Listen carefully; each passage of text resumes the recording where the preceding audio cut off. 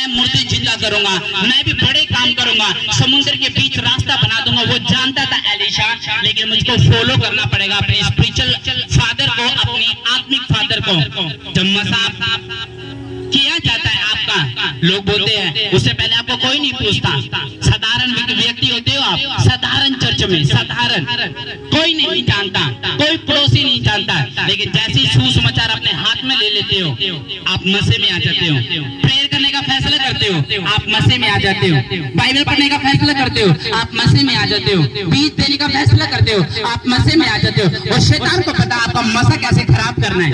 हाँ, वो अटैक करेगा, शैतान अटैक करेगा गंदे सपनों के द्वारा, गंदे दोस्तों के द्वारा, गंदी सहेलियों के द्वारा, गंदी बहनों के द्वारा वो आप पे अटैक करेगा। क्यों? अगर आपका मसा बना रहा, आप बदलोगे और अपने परिवार को भी बदल दोगे यीशु मसीह के नाम में। आमीन।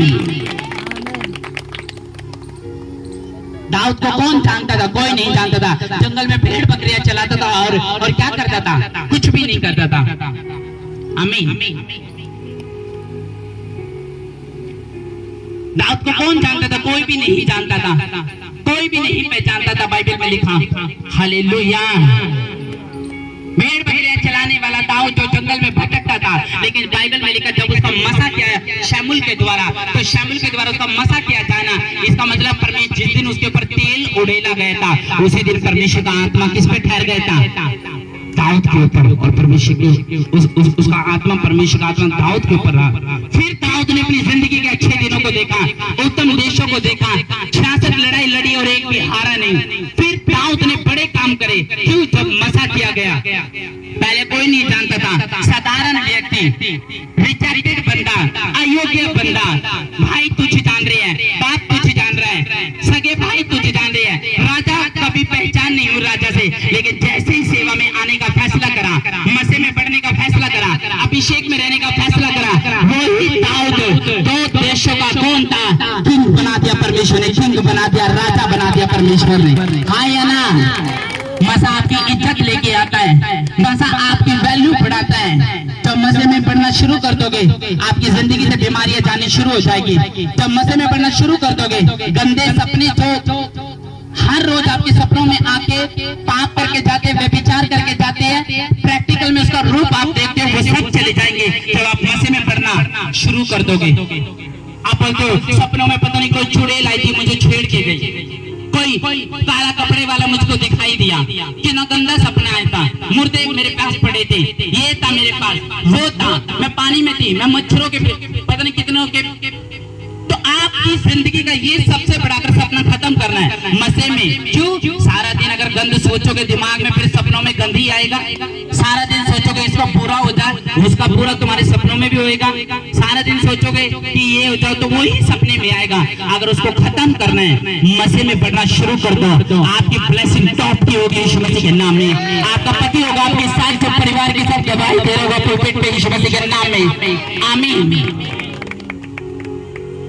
कौन जानता था दाऊद को? कोई नहीं जानता था। कौन जानता था एलिशा को? एक चरवाहा था, भेड़ बैल बकरियों का खेत जोतने वाला एक चरवाहा था, एक गरीब बंदा था, एक मजदूरों का बेटा था, एक जमींदार का बेटा था। बाइबल का कोई नहीं जानता था एलिशा को, कोई नहीं जानता था दाऊद को। लेकिन जब सेवा में आने का फैसला करा, परमेश्वर की बात को मानने का फैसला करा, सेवा को करने का फैसला करा, मसीह में पढ़ने का फैसला करा, सुसमाचार सुनाने का फैसला करा, वही एलिशा आज एलिया का चेला था और परमेश्वर का चुना हुआ था। वही दाऊद जो जंगलों में भेड़ बकरियां चराता था, वो राजा था।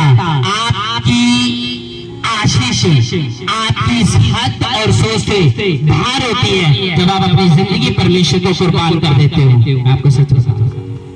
आमीन। अगर आप चाहते हो कि परमेश्वर में आज लोग मसीह में क्यों नहीं पढ़ पाते? क्योंकि झूठ बोलना नहीं छोड़ते, दगा करना नहीं छोड़ते, दोगलापंती करना नहीं छोड़ते। इस वजह से इंसान ट्रबल में है, संघर्ष में है। चर्च में जब जरूरत होती है तो मुंह मोड़ लेते हैं, परमेश्वर को जब जरूरत है तो परमेश्वर को तुच्छ जानते हैं। इस वजह से मसा काम नहीं कर पाता। एक बात याद रखना, अगर चर्च का माहौल ब्लेस है, तुम्हारे घर के दरवाजे भी ब्लेस होंगे यीशु मसीह के नाम में। तुम्हारे परिवार,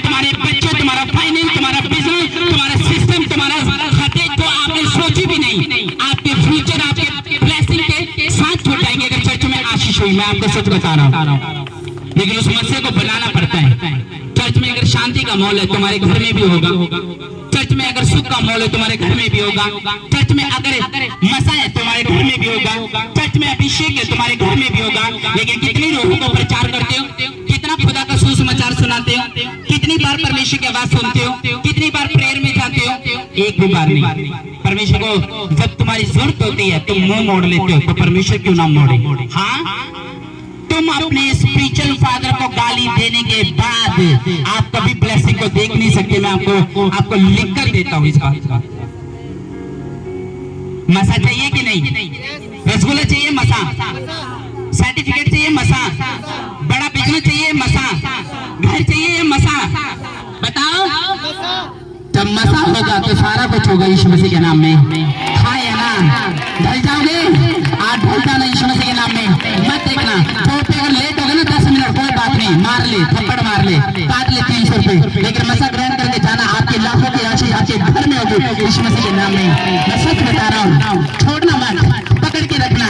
जो मुंह से निकल गया वो निकल गया, उसको जाने मत देना, और उसका रिजल्ट हफ्ते के अंदर तुम्हारे घरों में परिवारों में होगा यीशु मसीह के नाम में। आमीन। फिर अपने पति को नशे की काउंसलिंग देने की जरूरत नहीं। बच्चा सुधरता है ये बोलने की जरूरत नहीं है। मेरा काम क्यों नहीं हो रहा है बोलने की जरूरत नहीं है। मेरे अटक क्यों जाते हैं बोलने की जरूरत नहीं है। मसे में बढ़ना तैयार करता हूँ। मसे का मतलब केवल यही नहीं मैं वर्शिप में बढ़ूं, आत्मा में बढ़ूं, तालीम बजाऊं, परमेश्वर को पुकारो ना। आपको चर्च के रूल को फॉलो करना पड़ेगा। जो परमेश्वर के रूल है वो अपने दिल में लेना पड़ेगा। आमीन। कैसा लगेगा जब तुम बारिश में हो और परमेश्वर तुम्हारे ऊपर सिर पे तरपाल ना दे? कैसा लगेगा तुम भूखे हो और फिर परमेश्वर तुम्हें रोटी ना दे? कैसा लगेगा जब तुम आखिरी मरने की स्थिति में हो और परमेश्वर तुम्हें चंगा ना करे? उसी तरह जब तुम परमेश्वर को धोखा देते हो तुम्हें धोखा मिलता है। तुम परमेश्वर को इज्जत देते हो वो पूरी दुनिया में तुम्हारी इज्जत कराता है। तुम उसको बेइज्जत करते हो वो तुम्हें बेइज्जत करता है। ये भी याद रखना। तुम्हें लगता है परमेश्वर जीवित नहीं है, अगर जीवित ना होता तो ब्लड बीमारियां ना जाती, ब्लड कैंसर ना जाता, लोग हील ना होते। आमीन। अपने बच्चों को बाद में देखना, पहले मसीह की बात सुन लो। मैं क्या कह रहा हूँ? तैयार हो मसीह को लेने के लिए, अन्य भाषा बोलने के लिए? छोड़ दो आज सारे कामों को, मार दो अभिलाषा, सेल्फ डेथ करने के लिए तैयार हो? छोड़ो नहीं आलिशानी, छोड़ो मत यीशु मसीह को। अगर लोग बोलते हैं कि अगर काश परमेश्वर अभिषेक कर दे तो मजा ही आ जाएगा। परमेश्वर खुद आके तुम्हें दर्शन देके, तुम इतने स्वर्गदूत नहीं है कि वो तुम्हें सामने आके हाथ रखेगा तुम्हारे सिर पे। अगर पास्टर ने हाथ रख दिया वो यीशु मसीह ने रख दिया, इस बात पे यकीन करो। मानने से कुछ भी नहीं है और मानने से सब कुछ है, याद रखना। कुछ लोग पवित्र आत्मा को नहीं मानते, वो उनकी गलती है। जो लोग पवित्र आत्मा को मानते हैं वो कार्य करते हैं कि नहीं? आमीन। मसीह में पढ़ोगे लोग वैल्यू दोगे, तुम्हारी वैल्यू देख लेंगे। मैं आपको सब बोल रहा हूँ, तुम्हें अपनी आंखों में रड़का लेंगे। तुम बोलोगे ये ब्लेसिंग कहां से आई यार?